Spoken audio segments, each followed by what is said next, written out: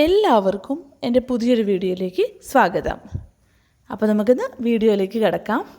നിങ്ങൾക്ക് എൻ്റെ വീഡിയോ ഇഷ്ടപ്പെടുന്നുണ്ട് എങ്കിൽ please do like and subscribe my channel. ഇന്നത്തെ വീഡിയോ വളരെ സ്പെഷ്യലാണ് എനിക്ക്. കാരണം ഞാൻ രാവിലെ ഒരു ഷോർട്ട് ഇട്ടപ്പോൾ അതിനകത്ത് ഞാൻ പറഞ്ഞിരുന്നു ഇന്ന് ചിങ്ങത്തിലെ ചോതിയാണ് എന്ന് വെച്ചാൽ എൻ്റെ ജന്മനാൾ, ഞാൻ ചിങ്ങത്തിലെ ചോതിയാണ്. അപ്പോൾ രാവിലെ എനിക്ക് അമ്പലത്തിൽ പോകാൻ പറ്റിയില്ല. ഉച്ചയ്ക്ക് സദ്യയൊക്കെ കഴിച്ചു, വയറ് നിറയെ സദ്യയൊക്കെ കഴിച്ചു. ഉച്ച കഴിഞ്ഞ് അമ്പലത്തിൽ പോകാമെന്ന് ഞാൻ വിചാരിച്ചു. അപ്പോൾ ഞാൻ ഇന്ന് അമ്പലത്തിലേക്ക് പോവുകയാണ്. നമ്മുടെ വീട്ടിൽ നിന്ന് 2 മിനിറ്റ് നടക്കാൻ പോലുമില്ല നമ്മുടെ എളവൂർ ശ്രീ പുത്തൻകാവ് ഭഗവതി ക്ഷേത്രത്തിലേക്ക്. അമ്പലത്തിനെക്കുറിച്ച് പറയുമ്പോൾ എളവൂർ അമ്പലം എനിക്ക് ഭയങ്കര സ്പെഷ്യലാണ്. കാരണം എനിക്കിതിൻ്റെ എൻ്റെ ആദ്യത്തെ ഓർമ്മ വരുന്നത് അച്ചമ്മയുടെ കയ്യിൽ പിടിച്ചിട്ട് ഞാൻ അമ്പലത്തിൽ പോയിക്കൊണ്ടിരുന്നതാണ്. വളരെ കുഞ്ഞായിരുന്നപ്പോൾ എന്നും എല്ലാ ശനിയാഴ്ചയും ഞായറാഴ്ചയും ഇടവിട്ട ദിവസങ്ങളിലും പോകും. പക്ഷേ ശനിയും ഞായറും മസ്റ്റായിട്ട് അമ്പലത്തിൽ പോയിരിക്കണം. അപ്പോൾ അച്ചമ്മയുടെ വാൽത്തുമ്പിൽ ഞാനും ഉണ്ടാകും. ക്ഷേത്രത്തെക്കുറിച്ച് പറയുകയാണെങ്കിൽ വളരെ പ്രസിദ്ധമായ ഒരു ക്ഷേത്രമാണ് നമ്മുടെ ശ്രീ പുത്തൻകാവ് ഭഗവതി ക്ഷേത്രം. ഇവിടെ പ്രതിഷ്ഠ ഭദ്രകാളിയാണ്. ഭദ്രകാളി എന്നും പുത്തൻകാവിൽ അമ്മ എന്നും ഇവിടുത്തെ അമ്മ അറിയപ്പെടുന്നു. രൗദ്രഭാവമുള്ള അമ്മയുടെ ഇഷ്ട വഴിപാട് തൂക്കമാണ്. 41 നാൾ വ്രതമെടുത്ത വഴിപാട് നടത്തുന്ന ഭക്തൻ്റെ തൊലിയിൽ നേരിട്ട് കുത്തി തൂക്കച്ചാടിൽ കൊളുത്തിയിടുന്ന ഒരു വഴിപാടാണ് തൂക്കം. 7-ാം ദിവസമാണ് തൂക്കുചാടിൽ നിന്ന് വഴിപാടുകാരനെ ഇറക്കുന്നത് എന്നും കേട്ടുകേൾവിയുണ്ട്. 30 വർഷം മുമ്പ് ഈ വഴിപാട് നിർത്തലാക്കപ്പെട്ടു. ഞാൻ ഒരിക്കൽ കണ്ടിട്ടുണ്ടോ അതോ എൻ്റെ ഇമാജിനേഷനിൽ ആ പിക്ചർ ഉള്ളതാണോ എന്നറിയില്ല. ചെറുപ്പത്തിൽ ഞാൻ എപ്പോഴോ ഈ വഴിപാട് കണ്ടതായി ഒരു ഓർമ്മ. അന്ന് ഞാൻ അച്ചമ്മയോട് ചോദിക്കുമായിരുന്നു, എന്തിനാ അമ്മയ്ക്ക്, അതായത് ഭഗവതിക്ക് ഈ തൂക്കം എന്ന്? ഭക്തജനങ്ങൾ എന്നാൽ അവർ മക്കൾ എന്നല്ലേ അർത്ഥം. അപ്പോൾ അമ്മയുടെ മക്കൾക്ക് ഇങ്ങനെ വേദനിപ്പിക്കുന്ന ഒരു വഴിപാട് എന്തിനാണ് എന്ന് ചോദിച്ചതിന് അച്ചമ്മ ഒരു ഉത്തരം പറഞ്ഞിരുന്നു. ശുദ്ധിയായും നേരോടെയും 41 ദിവസം വ്രതമെടുക്കുന്നവർക്ക് ആ വേദന അറിയില്ലത്രേ. ശരിയാണോ തെറ്റാണോ എന്നറിയില്ല. ഇതെല്ലാം ഒരു കേട്ടുകേൾവി മാത്രം. ഈ വീഡിയോ കാണുമ്പോൾ നിങ്ങൾ കണ്ടിട്ടുണ്ടാകും വലിയൊരു ഉത്സവപ്പറമ്പ്. 5 ദിവസം നീളുന്ന പ്രസിദ്ധമായ ഉത്സവമാണ് എളവൂർ ഉത്സവം. 7 ആനക്കൊമ്പന്മാർ നിറഞ്ഞു നിൽക്കുന്ന വാദ്യഘോഷങ്ങളും കരഘോഷങ്ങളും ആർപ്പുവിളികളും ഉള്ള ഒരു വലിയ ഉത്സവം. പറനിറക്കലും പുഷ്പാഭിഷേകവും മുടിയേറ്റും തെയ്യവുമെല്ലാം എളവൂർ ഉത്സവത്തിൻ്റെ ഭാഗമാണ്. ദൂരെ നാട്ടിൽ നിന്ന് പോലും കേട്ടറിഞ്ഞ് ആളുകൾ മുടിയേറ്റ് കാണാൻ എത്താറുണ്ട്. ഞാൻ പറഞ്ഞിരുന്നുവല്ലോ, ഓർമ്മകൾ സൂക്ഷിക്കാൻ ഒരുപാട് ഇഷ്ടമുള്ള ആളാണ് ഞാൻ. പോയ വർഷത്തെ ഉത്സവത്തിൻ്റെ ഓർമ്മയ്ക്ക് ഞാൻ സൂക്ഷിച്ചു വച്ചിരുന്ന 1-2 വീഡിയോസ് ഞാനിതിൻ്റെ കൂടെ ആഡ് ചെയ്യുന്നുണ്ട്. കൂട്ടത്തിൽ ഏതോ ഒരു പേജിൽ നിന്ന് എനിക്ക് എപ്പോഴോ കിട്ടിയിരുന്ന തൂക്കത്തിൻ്റെ ഒരു ഫോട്ടോയും ഞാൻ ഇതിൻ്റെ കൂടെ ആഡ് ചെയ്യുന്നുണ്ട്. നിങ്ങൾക്ക് കാണാം. അറിയാത്തവർക്ക് ഇത് ഒരു ഉപകാരമായിരിക്കും. ഇങ്ങനെ ഒരു ആചാരവും നമ്മുടെ നാട്ടിൽ നിലനിന്നിരുന്നു എന്ന് ഒരറിവ് പുതിയ തലമുറയ്ക്ക് ഒരു നേട്ടമായിരിക്കും. ഇത്രയും നേരം കണ്ടുകൊണ്ടിരുന്നതാണ് എളവൂർ പുത്തൻകാവ് ഭഗവതി ക്ഷേത്രം. അപ്പോൾ ഇതൊക്കെയാണ് കുഞ്ഞുനാളിലെ എൻ്റെ ഓർമ്മകൾ. അപ്പോൾ ഞാൻ പതിയെ തൊഴുതു. ആരും ഉണ്ടായിരുന്നില്ല, അതുകൊണ്ട് കാം ആൻഡ് ക്വയറ്റായിട്ട് എനിക്ക് തൊഴാൻ പറ്റി.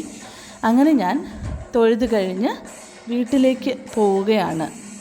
ഈ അമ്പലവും ഇവിടെ നിൽക്കുന്ന ആൽമരവും ഈ കണ്ടതെല്ലാം കഴിഞ്ഞ 10-35 വർഷങ്ങളായി ഞാൻ കണ്ടുകൊണ്ടിരിക്കുന്നതാണ്.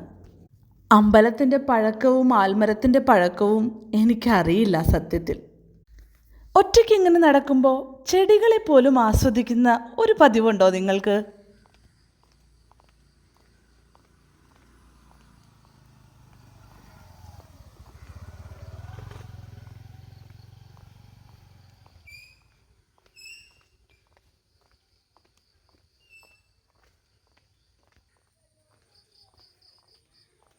ചെടികളോടും മരങ്ങളോടുമെല്ലാം സംസാരിച്ച് വീട്ടിലെത്തിയപ്പോൾ അവിടെ ഒരു കുട്ടി surprise.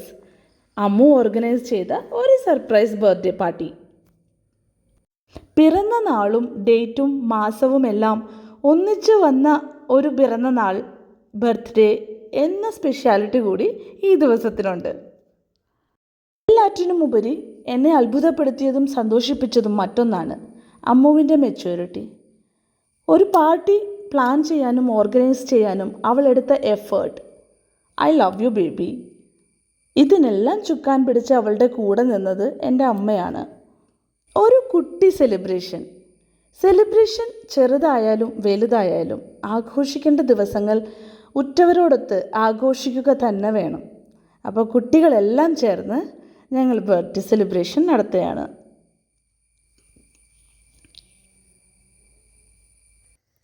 Happy birthday to you.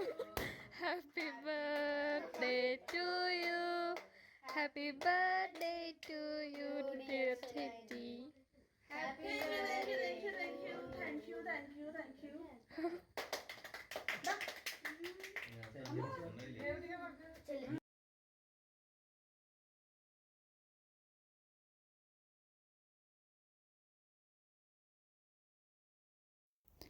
അപ്പോൾ ദാ കേക്ക് കട്ട് ചെയ്തു. നമുക്ക് ഇതിന് ശേഷം അമ്പലത്തിലേക്ക് പോകേണ്ടതായിട്ടുണ്ട്. ഇന്ന് ഗണേശ നിമഞ്ജനമാണ്. അപ്പോൾ അത് കാണാൻ വേണ്ടിയിട്ട് ഒരു എക്സൈറ്റ്മെൻറ്റ് ആണ്. കാരണം ഞാനിത് നോർത്തിലേ കണ്ടിട്ടുള്ളൂ. അപ്പോൾ നമ്മൾ ഡിന്നറൊക്കെ കഴിച്ച് അങ്ങോട്ട് പോവുകയാണ്. ഒരു അമ്പലത്തിൽ നിന്ന് വേറൊരു ക്ഷേത്രത്തിലേക്ക് ചെന്ന് ആ ക്ഷേത്രക്കുളത്തിലാണ് ഗണപതി വിഗ്രഹം നിമഞ്ജനം ചെയ്യുന്നത്. അപ്പോൾ നമ്മൾ അങ്ങോട്ട് പോവുകയാണ്. ഒരു ഘോഷയാത്രയായിട്ട് ആണ് ഈ വിഗ്രഹം എഴുന്നള്ളിച്ച് നമ്മൾ കൊണ്ടുപോകുന്നത്. അപ്പോൾ നമ്മൾ നോർത്തിലാണ് ഇത് ഏറ്റവും കൂടുതൽ കണ്ടിട്ടുള്ളത്. കൊൽക്കത്ത, വാരണാസി, ഡൽഹി അങ്ങനെയുള്ള സ്ഥലങ്ങളിലൊക്കെയാണ് ഗണേശ വിഗ്രഹം ഉണ്ടാക്കി അതിനെ പൂജിച്ച് അത് പുഴയിൽ ഒഴുക്കുന്നത്. നമ്മളുടെ നാട്ടിൽ കേരളത്തിൽ പുഴയിൽ ഒഴുക്കുന്നത് നിരോധിച്ചിരിക്കുന്ന കാരണമാണ് വെള്ളത്തിൽ അലിഞ്ഞു പോകുന്ന പ്രകൃതിയോട് ഇണങ്ങിച്ചേരുന്ന വസ്തുക്കൾ കൊണ്ടുണ്ടാക്കിയ വിഗ്രഹം നിർമ്മിച്ച് അത് ക്ഷേത്രക്കുളത്തിൽ തന്നെ നിമഞ്ജനം ചെയ്യുന്നത്. അപ്പോൾ നമ്മുടെ ഘോഷയാത്രയിലുണ്ടായിരുന്ന അതിനെ ആനയിക്കാനുണ്ടായിരുന്ന കുറേ വേഷപ്പകർച്ചകളാണിതൊക്കെ. ഫോട്ടോസ് മാത്രമേ എടുക്കാനേ എനിക്ക് കഴിഞ്ഞുള്ളൂ, വീഡിയോസ് ഇതിൻ്റെ ഞാൻ എടുത്തിട്ടില്ല. അപ്പോൾ ഈ ഗണേശ വിഗ്രഹമാണ് നമ്മൾ ക്ഷേത്രക്കുളത്തിൽ നിമഞ്ജനം ചെയ്യുന്നത്. അങ്ങനെ ഇവിടെ ഒരു നല്ല ബ്യൂട്ടിഫുൾ ഒരു കാർഡ് അമ്മു എനിക്ക് വേണ്ടിയിട്ട് ഉണ്ടാക്കിയിട്ടുണ്ട്. Thank you so much baby for the effort. ഇന്ന് മുഴുവൻ നീ ഓടി നടന്നു, നീ എന്നെ സർപ്രൈസ് ചെയ്യിക്കാൻ വേണ്ടി ഏറ്റവും ഭംഗിയായിട്ട് ഇത് നടത്തണം എന്ന് പറഞ്ഞ് ഓടി നടന്നതിന് thank you so much baby. I love you so much. അപ്പോൾ എൻ്റെ വീഡിയോ ഇത്രേ ഉള്ളൂ. Thank you for watching.